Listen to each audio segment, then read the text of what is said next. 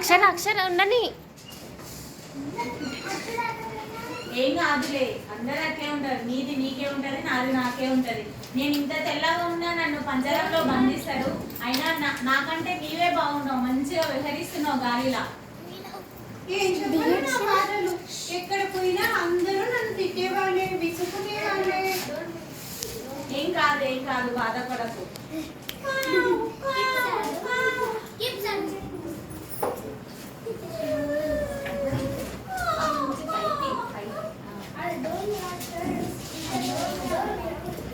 ఏమైంది కాకి?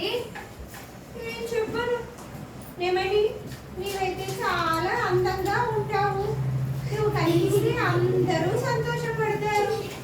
అవును, అందరూ నన్ను జాతీయ పక్షి అంటారు. కానీ నా అందం నాకే, నీ అందం నీకే ఉండదు. నువ్వేం బాధపడకు కాకి, అందరం సమానమే.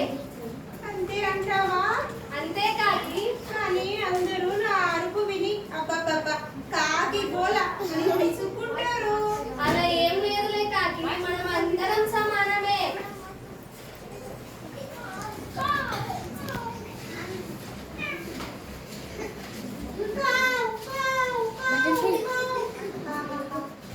అక్కడ చూడు ఎంత బాగున్నాయో అందమైన సీతాకోక చిలుకలు.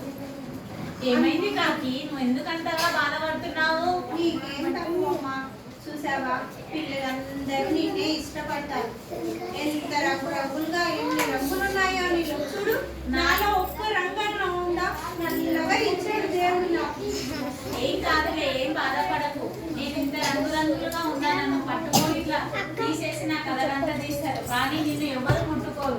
అయినా ఎవరైనా చనిపోయినప్పుడు నువ్వు వచ్చి ముడితేనే కదా వాళ్ళకి నీ విలువ తెలిసేది. ఏం బాధపడకు కాకి. అంతే అంటావా? అంతే అంతే.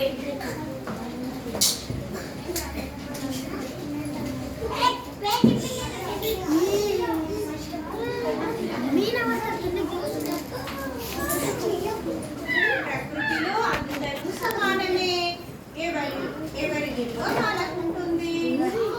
అంతే, ఎప్పుడు కూడా మనం నల్లగా ఉన్నాము, తెల్లగా ఉన్నాము, బాగా లేదు, చదువు రాదు అని ఏ విషయానికి కూడా బాధపడదు.